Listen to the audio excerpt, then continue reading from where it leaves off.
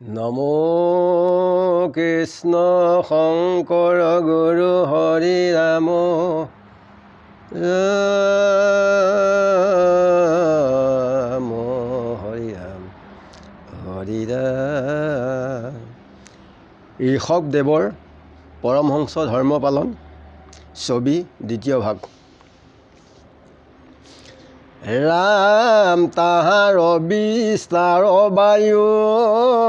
লাগি সুগন্ধি ভৈল দশ পোহৰৰ পথ মানি ঈশ্বৰ খবৰ কৰ্ম পৰম গহন আতি তাক জানিবে নজনে গৰুৰ আকাৰ কৰি কত ফুৰা সুখে চৰি কতো কাল মিগৰ আম্বই নানা যোগ চাৰ্য কৰি আচন্তৰি সভৰি ব্ৰহ্মানন্দ অখণ্ড হৃদয় মুক্তিৰ ঈশ্বৰ হয়া কৰিলা দুষ্কৰ কৰ্ম দেখালা লোকত বীৰকতি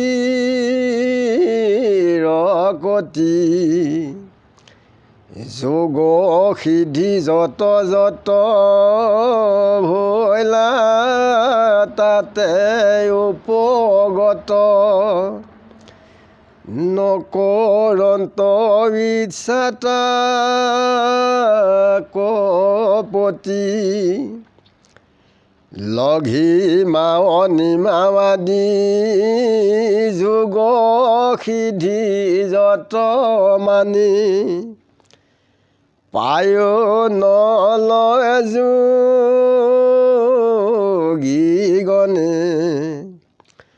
ওচো যত পৰেবাৰ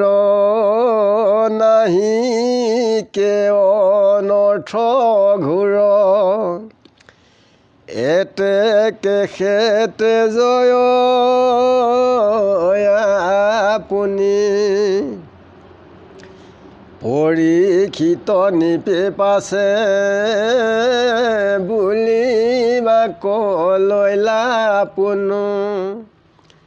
শুনা গুৰু আমাৰ বচন জ্ঞান অগ্নি দহিলন্ত কৰ্মৰ বাসনা যত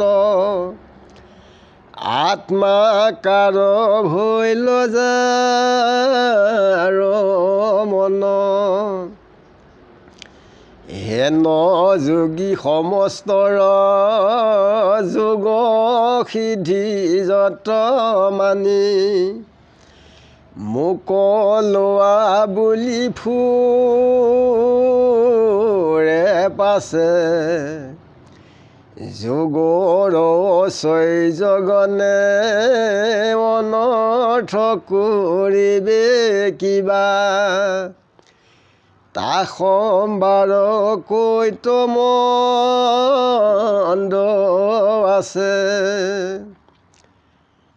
তুমি বিনে কোনে মোৰ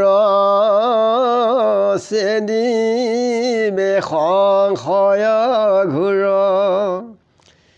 চৰণত কৰো নমস্কাৰ হেন শুনি শুকমুনি বুলিলন্ত মনে গুণি শুনা বাপ বচন আমাৰ যি কথা পুছিলা মানি সবে সত্য স্বৰূপত কিন্তু এক ঘাটিয়া আছে তাত পৰমদুৰ্জন মন নাহি স্থিত আৰৱান অবিশ্বাসী খাই খাতে কি ৰাত এতেকে মনৰ সংগ এৰি মহন্তগণ নিজ অৰ্থ সাধে আপোনাৰ সিদ্ধ চাহি সেইখনে মণি মুনিৰ মন কটানি যদি তাক কৰন্ত্ৰ স্বীকাৰ বিষয়ৰ কাম যত ৰাতি দিনে চিন্তে মাত্ৰ মন সমেই ইন্দ্ৰিয় সকল যেন দুষ্টা নাৰীগণ পুৰুষৰ হৰে মন কাম কদেখাই কৌতূহল কাম ক্ৰোধ লোভ মোহ দম্ভ শোক ভয় আদি আনু যত অনৰ্থৰ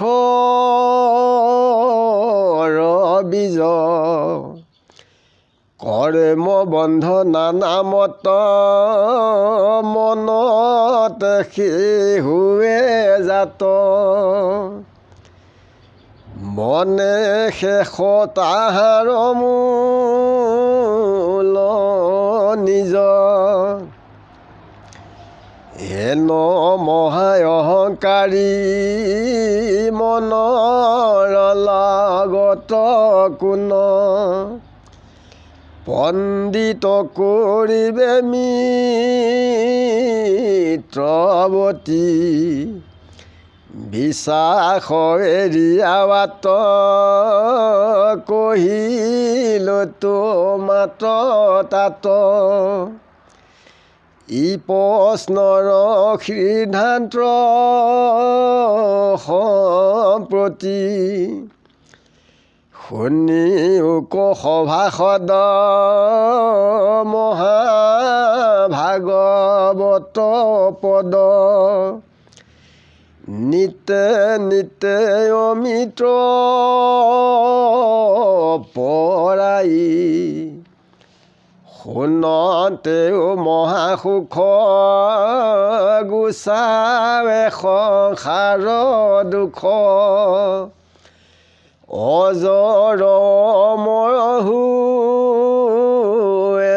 একাই এৰি সবে ধৰ্ম কৰ্ম মুখে মাত্ৰ বোলা ৰাম সুখে যেন গতি পাবা মৰি কৰি মহাকায় কষ্ট আচুৰিয়া তপব্ৰত তথাপি নাহিকে নাম হৰি নমো নমো জগন্নাথ চৰণত দিয়া মাথ কৰো মই লক্ষ্য কোটিবাৰ সংসাৰ সাগৰে ঘূৰ নৰ তনুবোৰে মূৰ কৃপাময় কৰি ধাৰ শুনি উজতে শাস্ত্ৰ তোমাকে কহে মাত্ৰ দেৱৰো দেৱতা তুমি হৰি হাতে দাঁতে তিন ধৰি বোলো হুকা পুণ্য কৰি লৈও মোক নিজ দাস কৰি তোমাৰ নাম কমনি সুমৰ অনুখনি হৃদয়ে তোমাৰ চিন্তি ৰূপ এই সত্য তত্ত্ব জানি সমাজৰ যত্ৰ প্ৰাণী ৰাম বুলি তৰা ভৱ হৰি ৰাম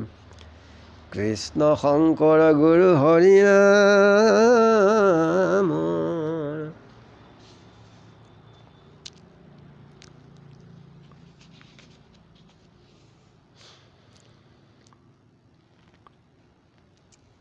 ঋষভৰ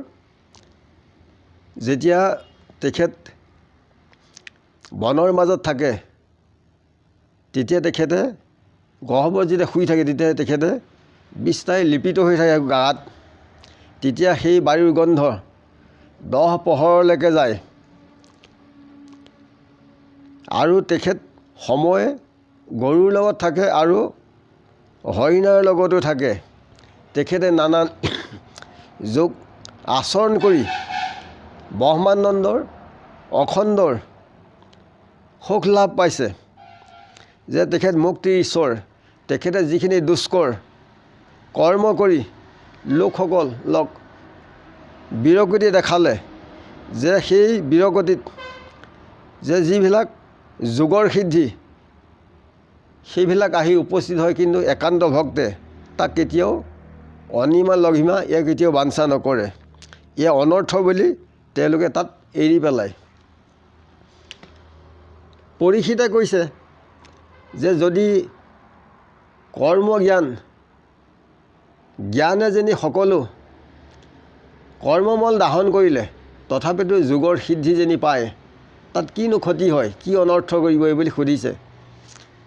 তেতিয়া পৰীক্ষিতে কৈছে যে পৰম দুৰ্জন মন ই কোনো স্থিৰ হৈ নাথাকে ই হৈছে অবিশ্বাসী সেইকাৰণে একান্ত ভক্তৰে কেতিয়াও তাত স্থিৰ বাঞ্ছা নকৰে যে কেৱল মনে কি কৰে বিষয় বাসনাক ইন্দ্ৰিয়সমূহৰ দ্বাৰা সদায় সৰ্বক্ষণে লালসাতেই থাকে যে কাম ক্ৰোধ লোভ মোহ এইবিলাক হৈছে অনৰ্থৰ বীজ এইবিলাক হৈছে মনতেই উৎপত্তি হয় যে জানি জ্ঞানী পণ্ডিতসকলে এই সকলোবিলাক পৰিহাৰ কৰে ই হৈছে অনৰ্থৰ বীজ আমি সৰ্বক্ষণে ঈশ্বৰ কৃষ্ণৰ নাম গুণ আমি আলাপ আলোচনা কৰিব লাগে আৰু ভাগৱতৰ নাম গুণ শুনিব লাগে এই নাম শুনিলে বৰ্তমান আৰু দেশ খোলৰ পাছত পৰজন্মৰ কাৰণে বৰ্তমানৰ কাৰণে বৰ মংগল হয় যে সকলো ধৰ্ম কৰ্ম এৰি পেলাই এক ঈশ্বৰ কৃষ্ণৰ নাম আমি স্মৰণ কৰিব লাগে যে আমাৰ শৰীৰ কায় কষ্ট কৰি তব্ৰত কৰিলে একো লাভ নাই কেৱল ঈশ্বৰ কৃষ্ণৰ নাম ল'লেই সকলোৰ মুক্তিৰ সাধন হয় যে তেখেত দেৱতাৰো দেৱতা তেখেতক ৰূপ হৃদয়ত চিন্তা কৰি তেখেতৰ নাম গুণ আমি সৰ্বক্ষণে স্মৰণ কৰিব লাগে।